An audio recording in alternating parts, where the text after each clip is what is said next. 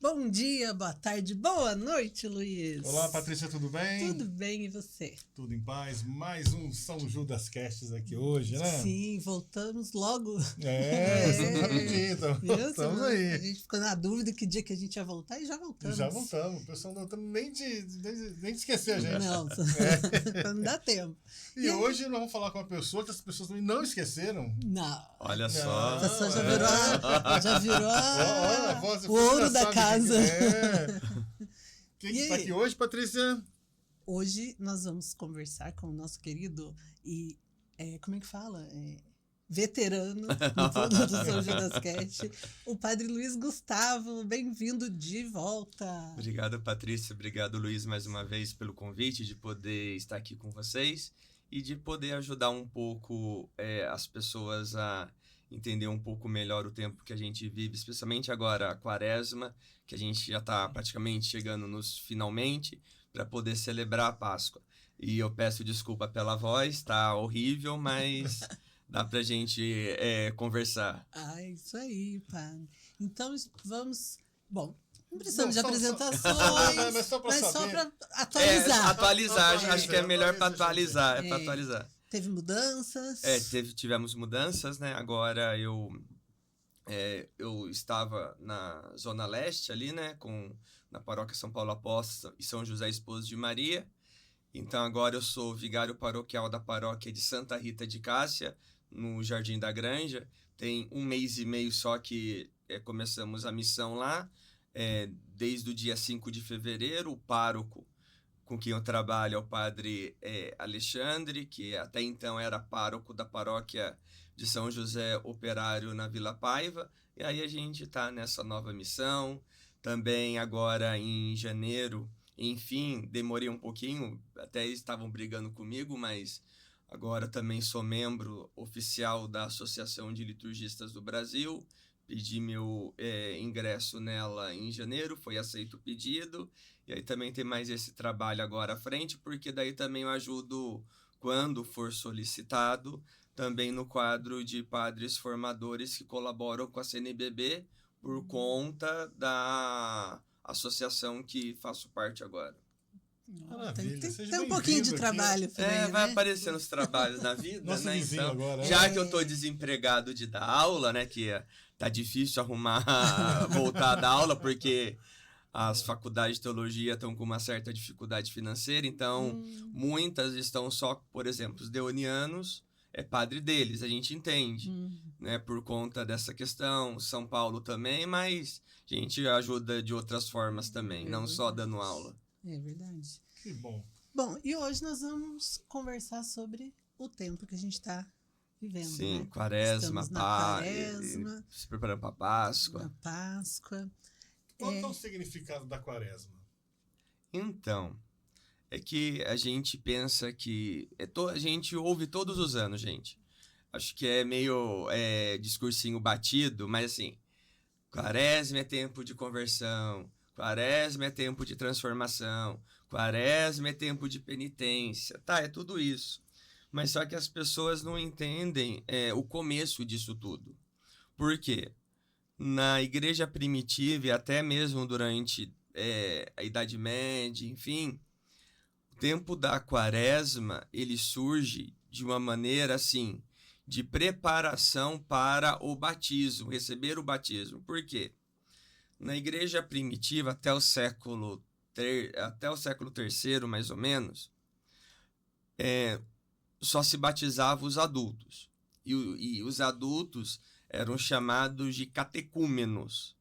E os catecúmenos passavam pelo processo do catecumenato, que era pelo menos 3 anos de formação. Mas qual que era a ideia? Gente, hoje... a pessoa, quem quiser, seja cristão ou não, batizado ou não, se está tendo uma missa numa igreja, está aberta, a gente vai e participa da missa. A gente vai, posso entrar para ver como que tá, o que está rolando aqui. Na igreja primitiva não era assim. Só participava da celebração eucarística. O ponto auge da vida de comunidade, aos domingos, enfim, quem era batizado. Quem não era batizado não participava da missa, não tinha autorização nem de presenciar o culto. Aí o que acontecia? Aí, né, você tem aqui a questão do introdutor, que lá na frente vai ser chamado do padrinho de batismo, enfim, tudo isso, que um simpatizante, vendo o exemplo dos cristãos no dia a dia, na maneira como se tratavam, eram pessoas honestas, viviam realmente ali o discipulado a Jesus Cristo, se alguém se interessava a isso, se apresentava ao membro da comunidade, que apresentava ao responsável da comunidade, e aí essa pessoa era acolhida, depois de um processo de um interrogatório, entre aspas, para saber as reais motivações. Passado isso, foi acolhido, é apresentado, então se tornou catecúmeno e faz o catecumenato.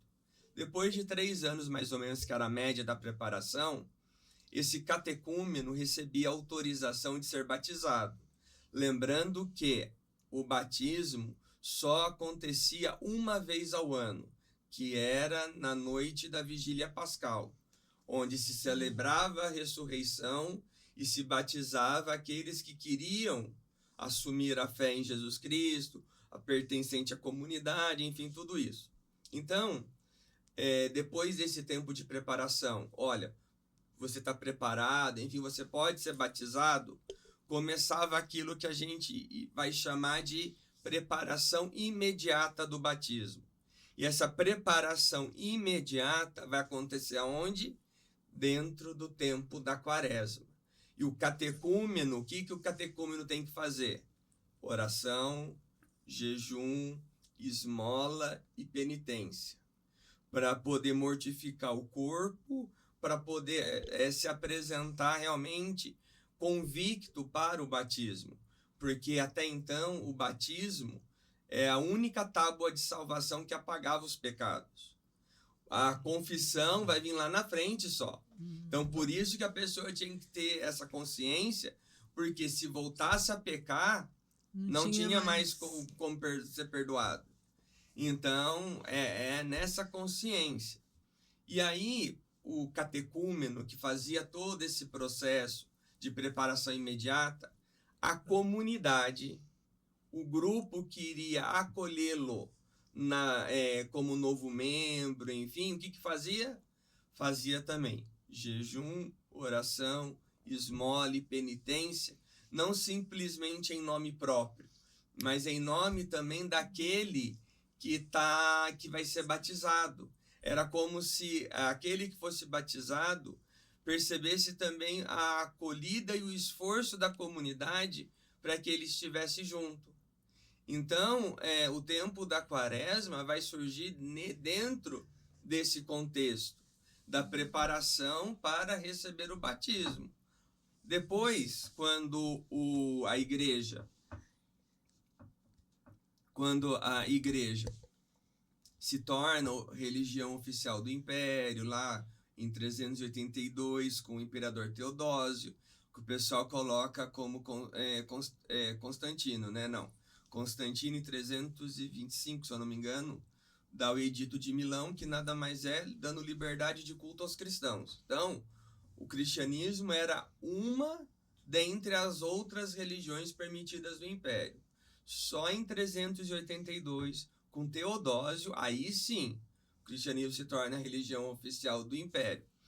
Aí cai o catecumenato, enfim, mas daí, passando os séculos até o Vaticano II, se restaura essa questão de conversão, de penitência, de esmola, para poder lembrar a graça do nosso batismo e pensar assim, olha, não estou vivendo como deveria viver o meu batismo, tenho essa e essa dificuldade, reincido nesse pecado. Então, a quaresma aí vai nos ajudar nesse processo de conversão e de transformação para que a gente consiga restaurar a graça do batismo que, infelizmente, o pecado começa a ofuscar. Então, volta a ideia de conversão, de penitência, enfim, mas precisa deixar claro que é para conversão. E aí eu posso fazer tanto para minha conversão quanto para a conversão de alguém. E aí eu oferto nesse tempo a minha penitência, enfim, para poder me ajudar e ajudar também aquele ou aquela que eu estou intercedendo.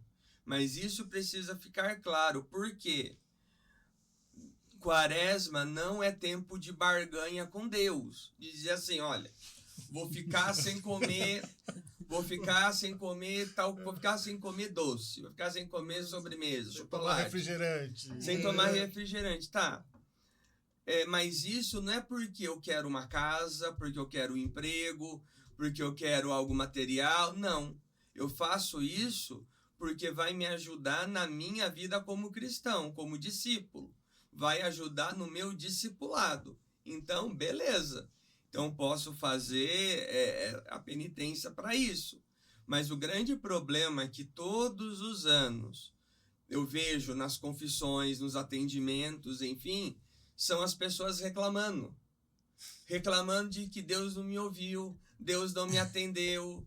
Olha só o que eu fiz de errado. Fez de errado na intenção, porque você está querendo outras coisas e não aquilo que é essencial.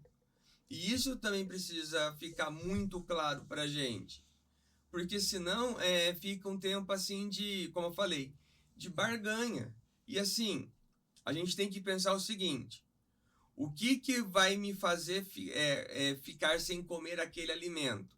O que aquilo vai ajudar para poder eu sair de uma situação de vício, de uma situação de pecado? Precisa isso ficar claro na mente e no coração.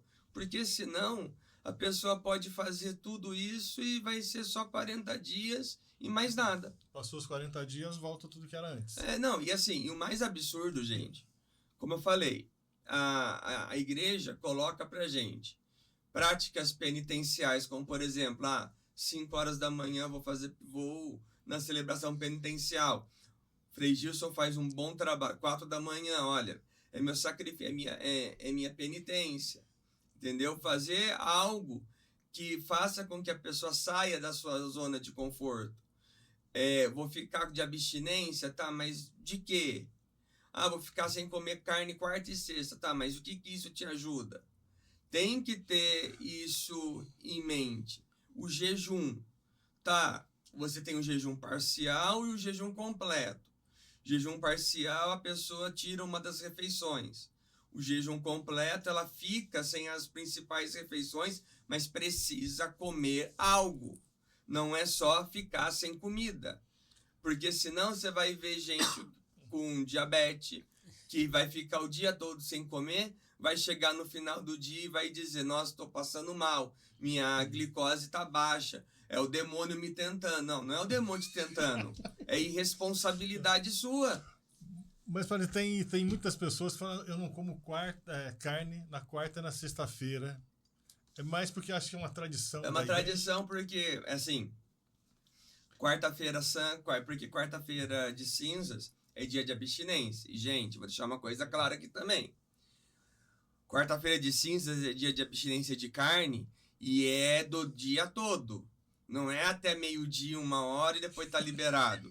Que eu juro, eu tentei pesquisar esses tempos, mas eu não consegui achar da onde que se tirou que quarta-feira de cinzas, o feriado, vamos dizer, vai até meio-dia, 2 horas.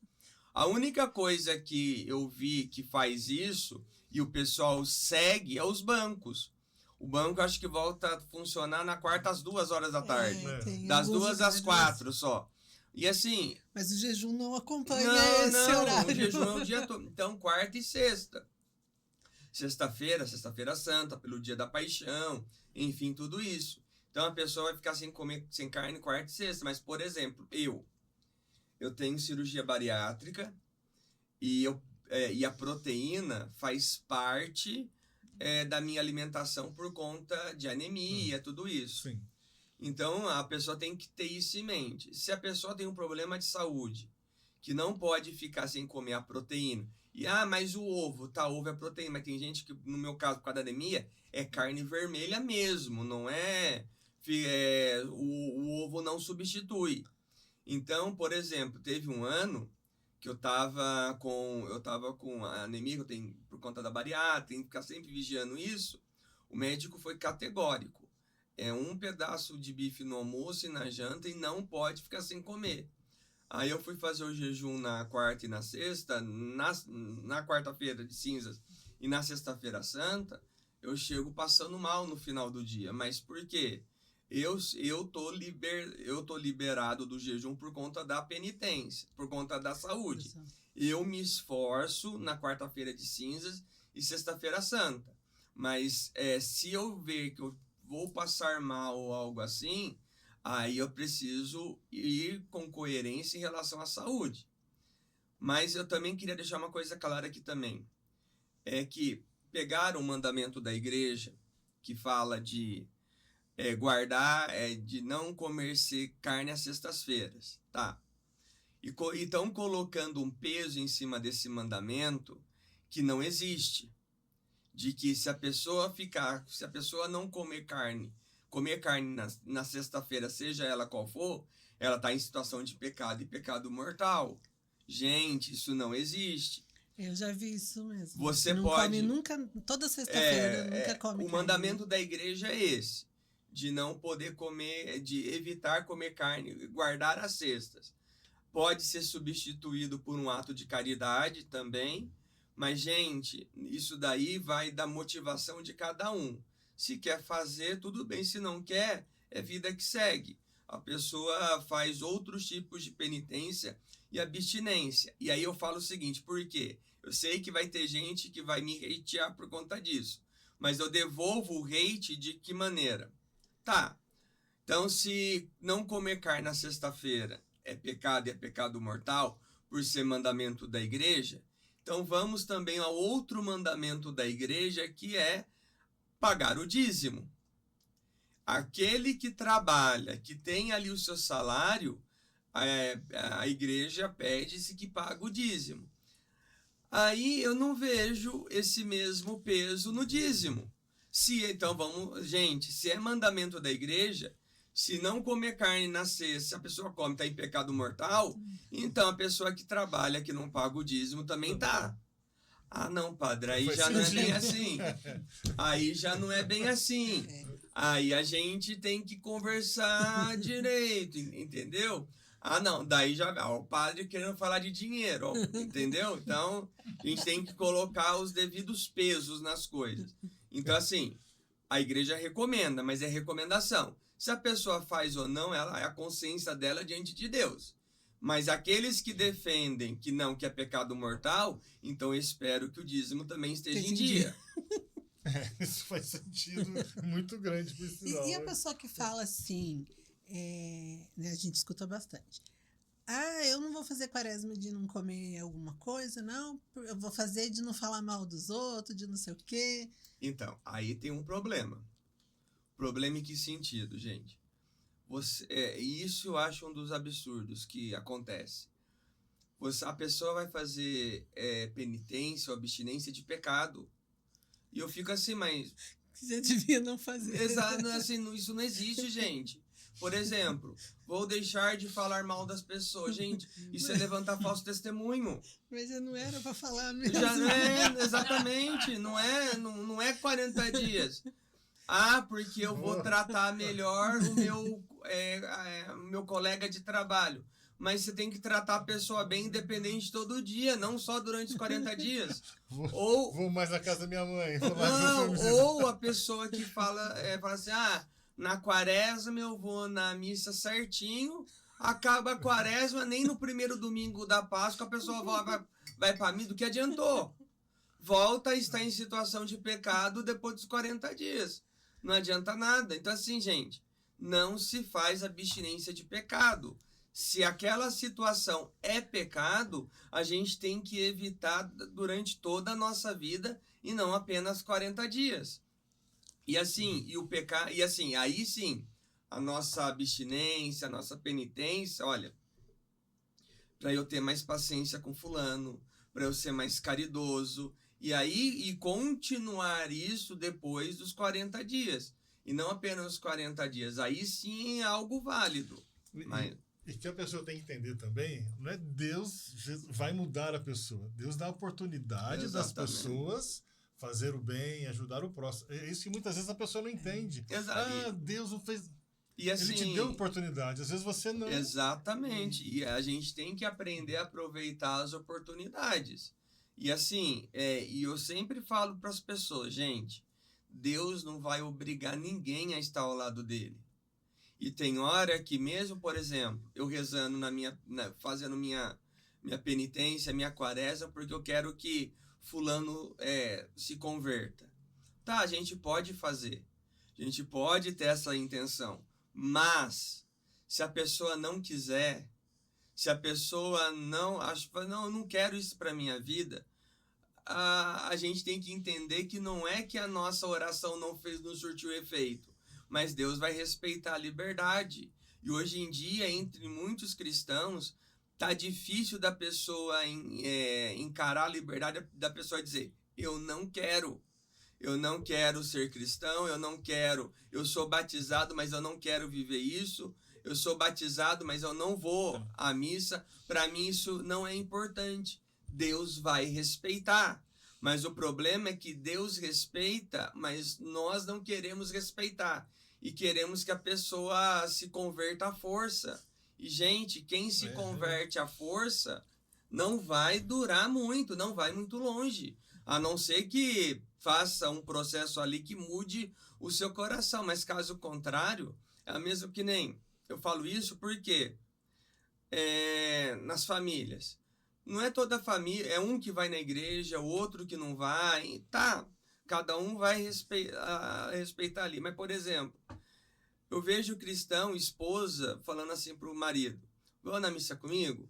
Não, não vou. Aí já começa a briga.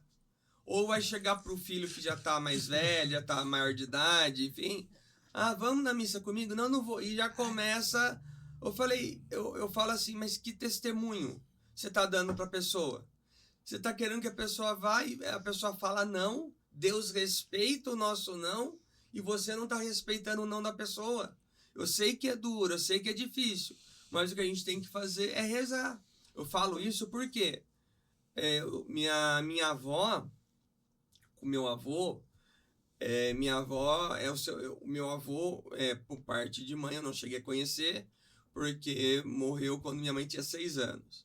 Aí depois de alguns anos, minha avó casou novamente, e aí o padrasto da minha mãe, que é meu avô, né, que eu chamo de vô mesmo, porque foi o que nos criou dessa maneira. Minha avó era de missa todo domingo às 7 da manhã. Todo domingo às 7 da manhã. Aí ela chamava meu avô, não vou. Meu dinheiro meu Deus tá no bolso. Meu avô falava isso. Aí ela foi reclamar um dia pro Padre Cândido, que Deus o tenha, já que que já está junto de Deus. O Padre Cândido falou para minha avó o seguinte: convide, só fale, vamos lá, não quer ir? Não brigue, não faça nada. Pegue suas coisas e vá. E minha avó começou a fazer isso. Chegou um dia que meu avô, eu vou com você. Foi. Depois disso, eu vi meu avô ir na missa todo domingo com a minha avó.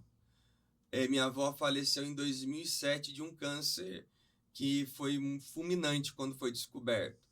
Mesmo assim, depois que minha avó faleceu, meu avô faleceu em 2020, meu avô ia todo domingo na missa.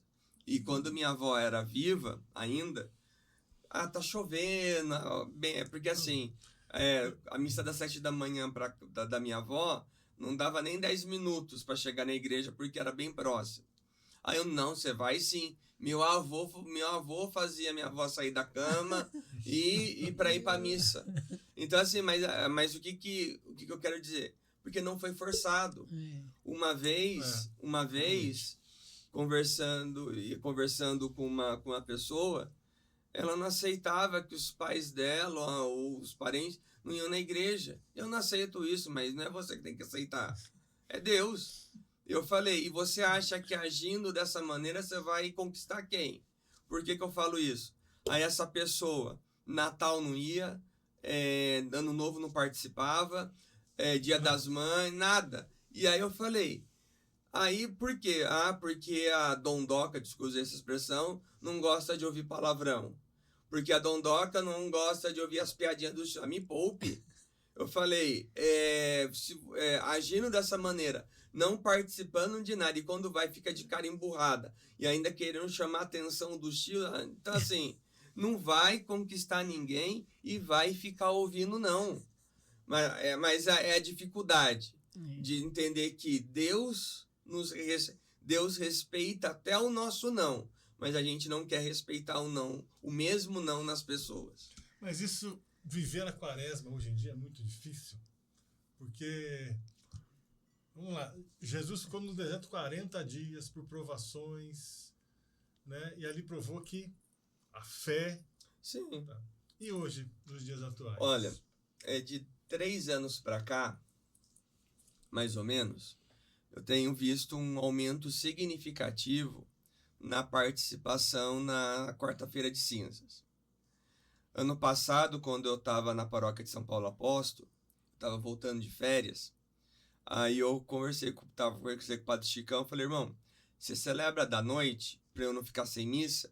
Eu celebro a missa das 8h30 da manhã. Ele colocou 8h30 da manhã, 8h30 da manhã, uma coisa assim, na quarta-feira de cinzas. Quando eu fui celebrar, a paróquia de São Paulo Apóstolo estava entupida. Todos os bancos cheios, os corredores cheios, tudo. À noite tinha gente assistindo missa fora da igreja. Não cabia nem no espaço lateral que nós tínhamos. O fundo foi totalmente tomado até a rua.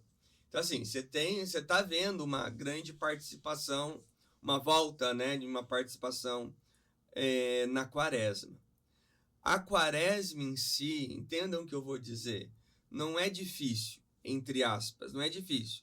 O que vai ser difícil é até quando a pessoa até que ponto a pessoa está disposta ela está disposta em mudar de vida, está disposta em deixar certos vícios, ela está disposta a realmente se comprometer para a sua transformação e para a sua conversão. Acho que aqui é o ponto-chave. Então, aí vai da intenção de cada um. Jesus venceu a tentação no deserto porque Jesus tinha claro qual era o seu intuito e a sua missão. Para que a gente consiga viver bem uma quaresma e que ela, entre aspas, não seja difícil, a gente tem que ter um intuito, a gente tem que ter intenção. Aonde eu quero chegar? O que eu quero mudar? O que eu quero mortificar em mim? Qual pecado eu quero deixar? E assim, e a pessoa tem que entender que é um processo. Então, não é algo que que a pessoa vai resolver de um dia para o outro em 40 dias. Tem coisa que a gente tem que ir por etapa. Olha, esse ano eu vou mexer nisso. Olha, vou tentar ser mais paciente. Então, eu vou tentar... Então, eu vou batalhar por isso. Mas tem hora que eu vejo as pessoas, até mesmo na confissão, padre, eu não consegui fazer minha penitência. Padre, eu quebrei minha penitência, eu quebrei meu jejum. Aí quando a pessoa vai falar com você, daí você pergunta, mas o que você está fazendo? Gente, por Deus do céu, se você for ver, a pessoa tá assim, ó, teve uma que pegou uma folha de sulfite, como essa aqui, e aí tava assim, ó, frente e verso. Aí, gente, me desculpa, aí é humanamente impossível. Não dá, então você tem que, olha... Nossa, mas a gente faz isso. Assim, e é muita coisa. E tem gente que, por exemplo, não tá acostumado. Então, e nesse ponto eu fico muito com o Santo Inácio de Loyola.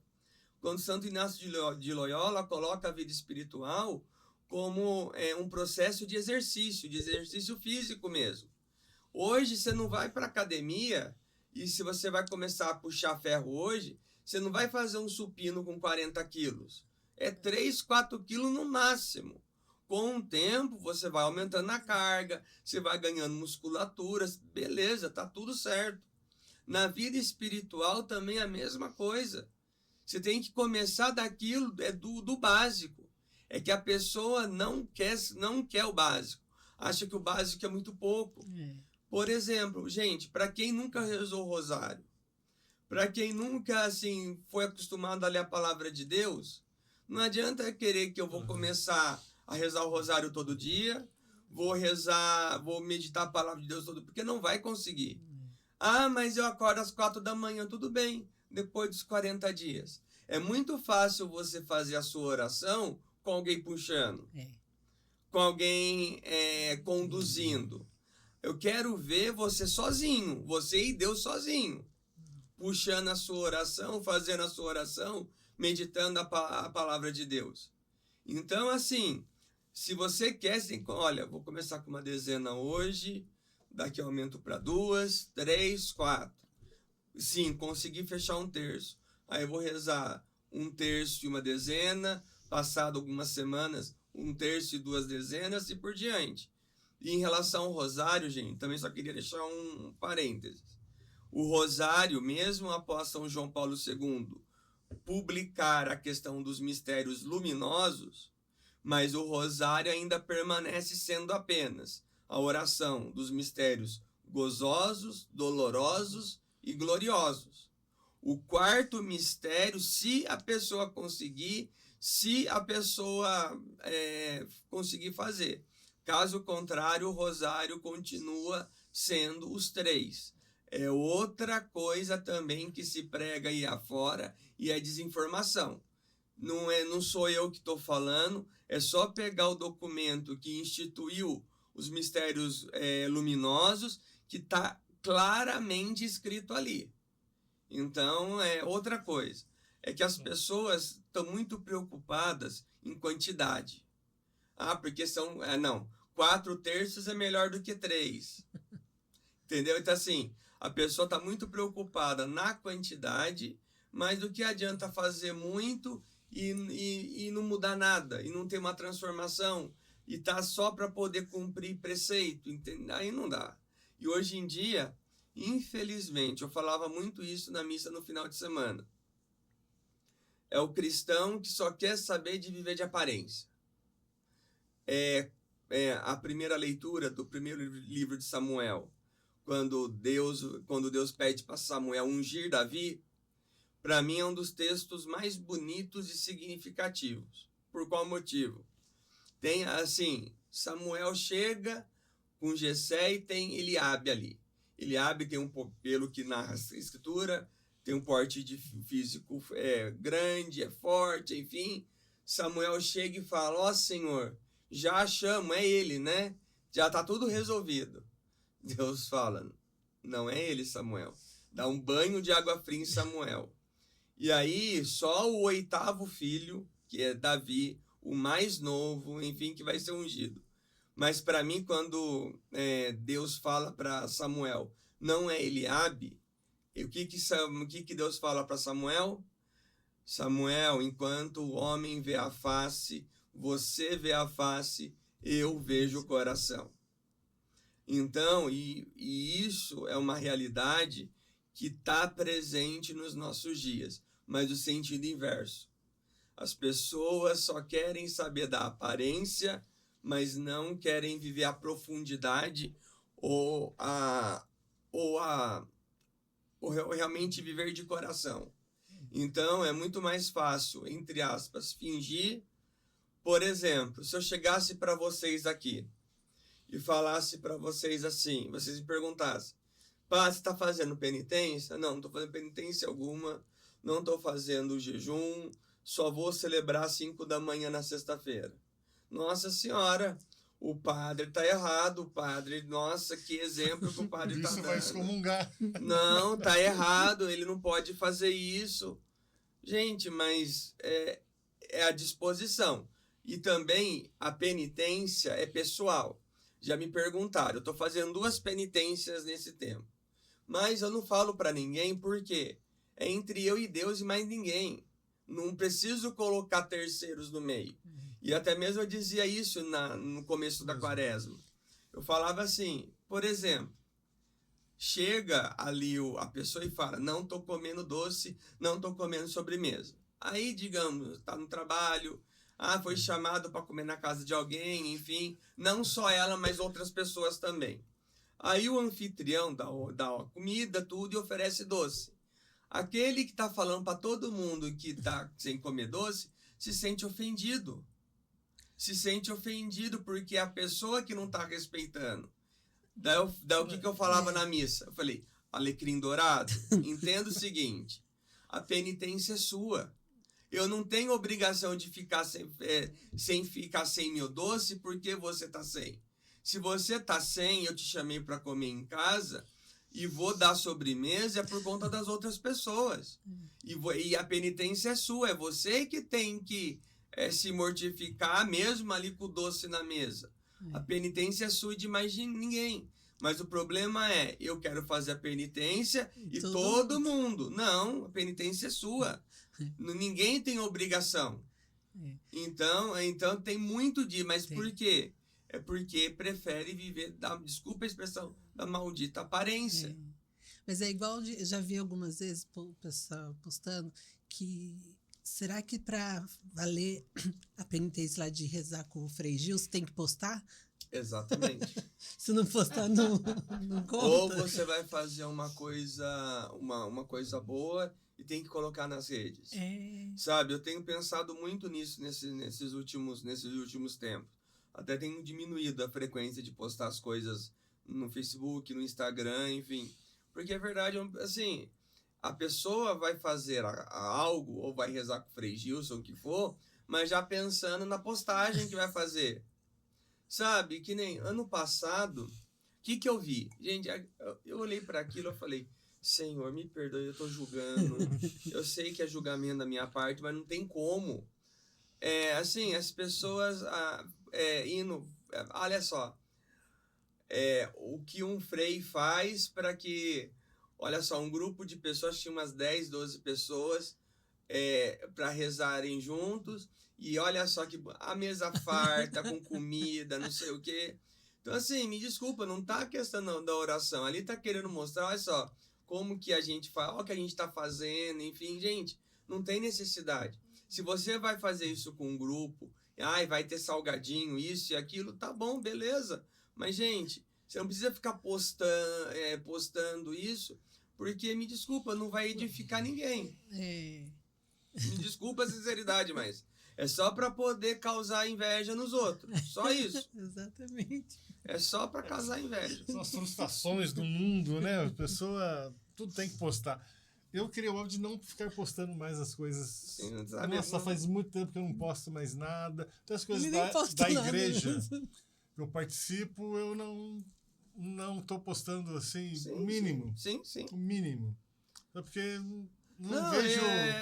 Mas como eu falei, é a questão de viver de aparência. E hoje em dia tem muito cristão vivendo de aparência e ainda quer dar pitaco na vida do outro. Dar pitaco na vida do outro daquilo que nem ele está vivendo.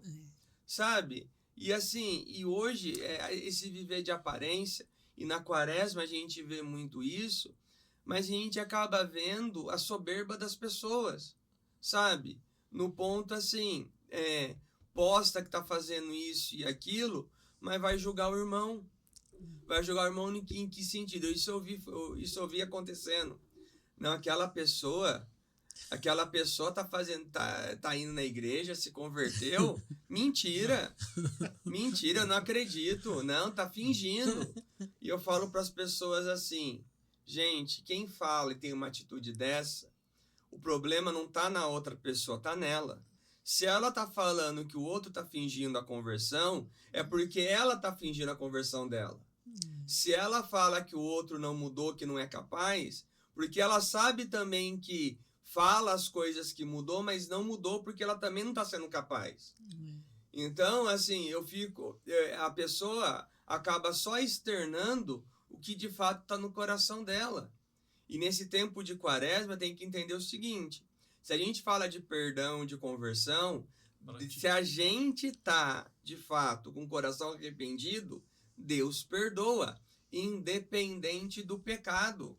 Gente, eu já tive que atender casos nesses 10 anos de padre, pessoa que matou não sei quem, pessoa que roubou não sei aonde. Infelizmente, também a gente tem que ouvir pedofilia. Mas só que o que acontece? Eu já vi esses casos tentando ajudar, dar orientação, tudo, até mesmo para ajuda médica, tudo isso, psicológica, psiquiátrica, e a pessoa conseguiu. A pessoa, assim, uma fala assim, olha, eu sei que eu não consigo devolver a vida de quem eu tirei, mas isso eu não quero mais para minha vida, e faz um trabalho muito bonito na vida de comunidade. E eu falava para essa pessoa uns anos atrás, ninguém precisa ficar sabendo. Tudo bem, você era conhecido porque você era traficante, não sei das quantas, enfim, mas depois da sua mudança, ninguém precisa ficar sabendo o que você fez e deixou de fazer. Você tem que ter essa consciência tranquila que Deus te perdoou, você tem que se perdoar e aí fazer o trabalho para tentar de alguma forma reparar esse mal, mesmo que não consiga trazer a vida novamente à pessoa. Um caso também que eu atendi anos atrás, né, infelizmente estava abusando de criança, enfim, tudo. Eu falei, para com isso, tenta encaminhar essa criança para terapia, e você também precisa ir para terapia e precisa ir para o médico. Não adianta você achar que vai vencer isso sozinho, porque você não vai. E você não está só estragando a sua vida, está estragando a vida de uma criança, de uma ou mais, né? Dependendo ali do caso. A pessoa foi para o médico, para terapia, tudo, entendeu quais são os seus limites, entendeu por que ela tinha essa situação dentro dela, e hoje vive bem, faz um trabalho na paróquia, na paróquia onde ela está, mas a única coisa é que o que ela não faz? Ela não trabalha com criança. Na comunidade, onde ela estiver, ela não trabalha com criança. Teve um caso de um educador que assim saiu de dar aula, foi para uma outra profissão, porque falou, eu não posso, eu não vou ficar e não vou destruir a vida de mais ninguém. Então, assim, você vê realmente pessoas que mudaram de vida, fizeram mal, gente, fizeram. E um mal gigantesco sim, mas só que se converteram nesse tempo de quaresma, fazendo uma penitência, indo para as missas, tudo, tiveram consciência do mal que fez. E assim, gente, quando eu toco nesse assunto, é muito polêmico, tudo, mas antes de dizer que a pessoa não merece, que está errado, que o padre tem que abrir sigilo de confissão quando é nesses casos, tudo, qual o pecado que você esconde de todo mundo? Qual o pecado que você finge que você não faz? E aí você está julgando alguém, sendo que você ou já fez isso, ou pratica, e não teve a coragem que essas pessoas tiveram. E finge que tem uma vida perfeita, finge que tem um casamento perfeito, mas está escondendo das pessoas determinados pecados que são tão graves quanto. Entendeu? Então, assim, falar da misericórdia, do perdão, do arrependimento e da conversão, a gente tem que tocar nesses casos mais graves também. E assim, se a pessoa está arrependida, de fato, Deus perdoou. E não é eu que vou falar diferente. Claro, se precisa ir a julgamento, precisa pagar isso na justiça de alguma forma, vai pagar na justiça, vai ser homem o suficiente para dizer, fiz mesmo, errei e estou aqui para poder. Que nem um dos casos que eu já atendi, a pessoa ficou presa quase 20 anos. E com a justiça, assim, cumpriu o que precisava. Então agora precisava recomeçar.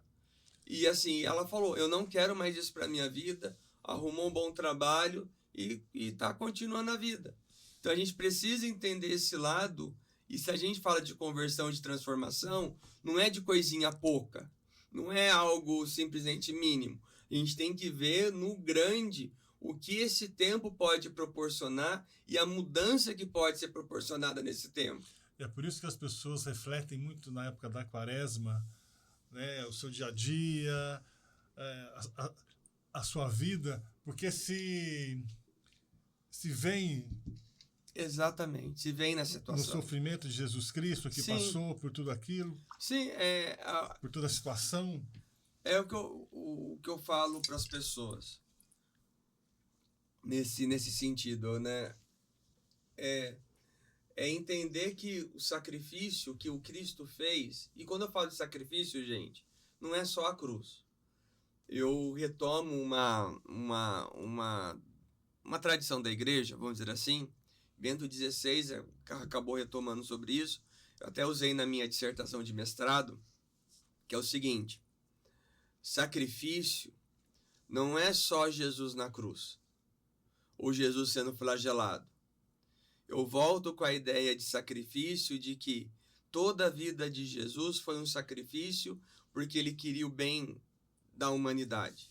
Então, desde a encarnação, quando o Verbo se encarna, quando o Verbo abdica da glória para poder se fazer homem, cresceu tudo aquilo que Jesus fez em vida, os seus ensinamentos, as suas pregações, tudo isso foi sacrifício, porque ele queria unir as pessoas novamente a Deus, tornar as pessoas sagradas novamente aos olhos de Deus, que eu bato muito nessa tecla de sacrifício nesse sentido, que sacrifício na questão religiosa é fazer com que algo seja sagrado ou que algo volte a ser sagrado.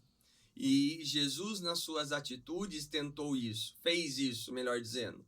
E aí a cruz foi um momento significativo, mas também a ressurreição. E uma coisa que eu falo, gente, a cruz pela cruz não tem sentido algum. Me desculpe. A cruz pela cruz.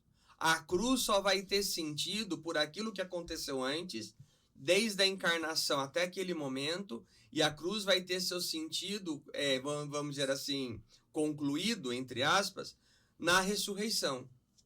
Aí sim a gente vê o sacrifício redentor que nos uniu novamente a Deus. E aí a gente, como cristãos, precisa seguir o mesmo exemplo. Eu cito esse exemplo em várias missas, várias vezes ao ano. Eu tive um professor na faculdade de filosofia. Ele era um dos professores mais exigentes. E ele é daquele assim, ele não dava 0,25. Se o aluno, no final do semestre, tivesse faltando 0,25 ou 0,10, como aconteceu, ele repetiu o aluno. Ele falou, comigo não tem conversa. Mas o que acontece? Ele dava aula no segundo ano, um dia, 5 aulas. Então, começava às 7h pouco da manhã, acabava meio-dia. Era só com o professor e era uma das disciplinas mais densas do curso de filosofia. Aí, no primeiro dia de aula, ele sempre apresentava os trabalhos, o plano de aula, bibliografia, apresentava, trabalho tal, vai ter que fazer trabalho escrito, vai ter trabalho em grupo, a prova, a primeira prova, a prova final, enfim. Aí depois que ele fazia tudo isso, ele chegava pra gente e falava assim, mas gente, eu quero dizer uma coisa pra vocês, 10, o 10 comigo, todos vocês já têm. E realmente, ele dava uma nota 10 de cabo a rabo no diário de sala dele. Mas o que ele falava? Agora, quem vai permanecer com esse 10 até o final? Quem vai permanecer com esse 10 chegando até 7, que era a média? E quem vai ficar com menos de 7 e vai ter que fazer prova substitutiva e se não passar vai ter que fazer ADP? Aí depende de cada um. O que eu quero dizer com isso? O nosso 10 já foi pago pelo Cristo. Salvos, todos nós já estamos.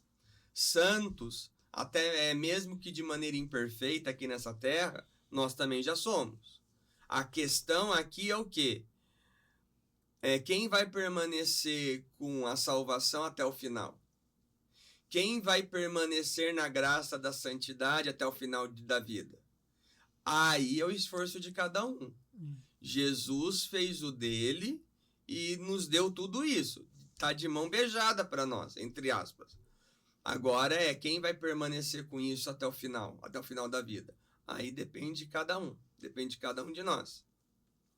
E nesse ponto, que nem na quaresma agora, na Semana Santa, quando a gente está na segunda, terça e quarta, a gente medita sobre a figura de Judas, né? Judas que está se preparando para trair Jesus, tudo isso. E o pessoal brinca que eu sou defensor de Judas. Não é que eu sou defensor de Judas, mas a gente tem que olhar para além da traição. Como assim? Isso serve também para a nossa vida espiritual dentro desse tempo.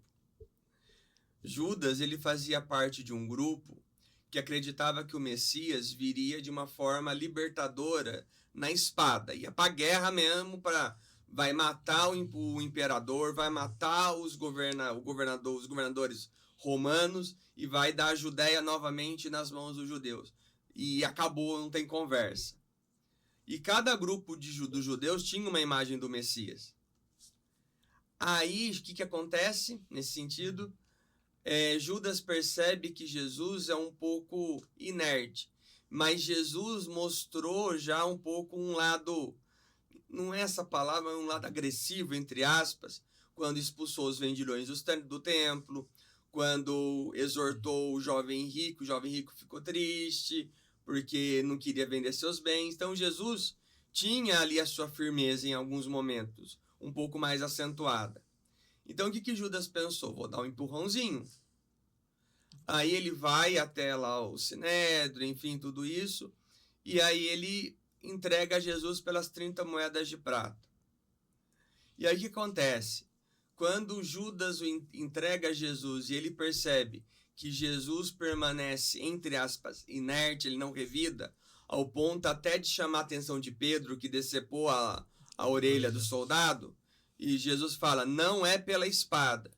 E aí o que acontece? Judas naquele momento vai tentar devolver o dinheiro, tudo isso, mas ele percebe, fiz algo de errado. Assim, sabe quando a consciência cai? Uhum. O que eu fiz?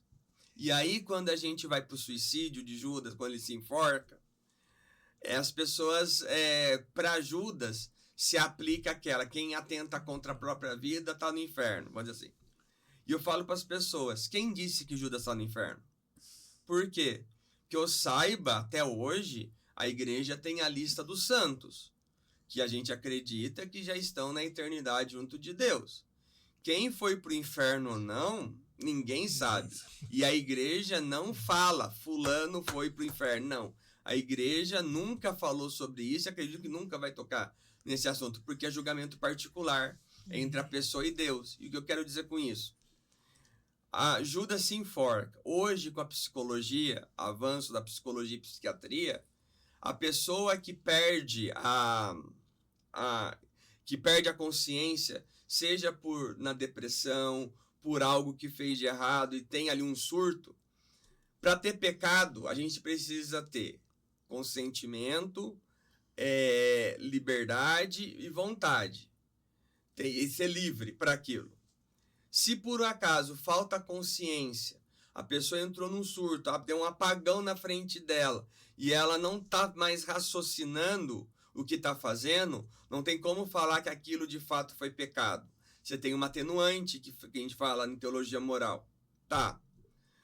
Aí tá, Judas se enforca. Gente, se ele se enforcou, ele entrou em desespero.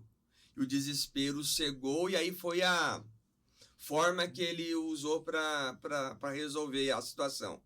Ninguém sabe o que se passou na cabeça dele. Se naquele átimo de segundo ele pediu perdão para Deus, se o desespero dele ali era porque ele estava de fato arrependido. E se isso aconteceu, então me desculpe, quando a gente morrer, se Deus quiser a gente for para o céu, a gente vai encarar Judas e Pedro na porta nos acolhendo. Tá correndo risco de encontrar com Judas exatamente, lá. Exatamente. Mas assim... Se a gente for também. Não, mas o que eu quero dizer dizer com isso. Aí eu sempre faço essa reflexão com as pessoas. Tá, você acha abominável as 30 moedas de prata. Tá, mas qual que é as suas 30 moedas de prata? Quais são as minhas 30 moedas de prata que na vida a gente traz Jesus da mesma forma? Traz Jesus da mesma forma, até mesmo de maneira pior do que Judas, nesse sentido. Então, é muito fácil olhar para Judas e falar, não, tá pro inferno mesmo, traiu, que absurdo trair Jesus dessa maneira. E a gente? Com os nossos pecados, com os nossos erros, com aqueles pecados, como eu dizia anteriormente, que a gente até esconde das pessoas. É as 30 moedas da mesma forma. Só que a gente não tá entregando. Só que. Tem um peso diferente, né? Que cada um dá. É que não parece que é tão grave. É. Mas, gente, a gente for raciocinar, tirando a emoção de lado, gente, a gente não é tão diferente de Judas em muitas situações da vida. É verdade. Então, o tempo da quaresma deveria nos ajudar a essa reflexão. Se a gente fala volta a repetir, se a gente fala da misericórdia e do perdão, é para tudo, gente. Aí vem daí vem aquele abençoado, para dizer outra coisa, que fala sobre a questão do pecado contra o espírito. Gente, pecado contra o espírito até hoje. A igreja tem dificuldade de afirmar o que é, o que não é. Na teologia se tem dificuldade para aplicar o que é, o que não é. Então, assim, gente, se dentro da reflexão teológica e a igreja tem a dificuldade, não vai ser a gente que vai ditar qual é o pecado contra o espírito ou não. Entendeu? Então, assim, para mim, quando eu falo pecado contra o espírito, acho que o maior seria assim: conheci, era discípulo, conheci tudo, vivi tudo, fui de maneira livre, tudo, e mesmo assim chega lá na frente eu nego. Eu nego, não quero mais saber, depois de todo esse processo. Aí como que, não é nem que Deus não queira perdoar, mas a pessoa se coloca nessa condição. Entendeu? Para mim é uma das vertentes que fala sobre o pecado do espírito. Mas assim, vamos deixar isso de lado, deixar para a igreja, a reflexão na academia, tentar resolver, porque não vai ser a gente que vai ditar. Mas assim, e o problema o pecado do outro é sempre pior que o meu. E não é assim. Dentro dessa linha, eu sei que a gente está com o horário estourado já, mas dentro dessa linha de perdoar, Jesus perdoou Pedro quando negou ele 3 vezes? Sim, perdoou. É tanto que Jesus pediu para que ele apacentasse a sua igreja. E nesse ponto também tem um detalhe. Em João 21, que é o relato, né, de Pedro com Jesus depois da ressurreição, quando Jesus fala para Pedro se ele o ama, as pessoas falam que Jesus estava testando, entre aspas, testando Pedro, porque se Pedro negou 3 vezes, então Jesus perguntou 3 vezes. Gente, se isso fosse verdade, Jesus está sendo vingativo. Se isso fosse verdade, Jesus estaria sendo vingativo. Então, assim, tem um problema aqui. Qual que é a questão? É que as pessoas, como a gente não lê o texto original no grego, então a gente não entende. Mas o que acontece? Nas 2 vezes que Jesus pergunta para Pedro se ele o ama, Jesus usa o verbo amar no ágape, que é o amor incondicional. O amor que a gente compara com o amor de Deus, tudo. Mas Pedro responde que ama Jesus, mas ele usa o verbo amar no filia, que é amor de amigo. Pedro não está entendendo ainda a pergunta. É porque como no português amar é muito extenso o significado, no grego tem seu significado. Aí sim, na 3ª vez, quando Jesus pergunta para Pedro, tá bom, Pedro, você não me ama ainda como amor com amor ágape, mas então, então você me ama como amigo? Aí Jesus usa o filia. E aí Pedro se entristece, porque, mas se Jesus entendeu, por que está me perguntando de novo? Mas é Pedro que não entendeu ainda. Aí fala, sim, Senhor, eu te amo como amigo. Aí quando Jesus ainda fala, tudo bem, Pedro, ainda é jovem, ainda não compreendes, mas terá um momento em que você será cingido nos rins e será levado para onde não quer ir.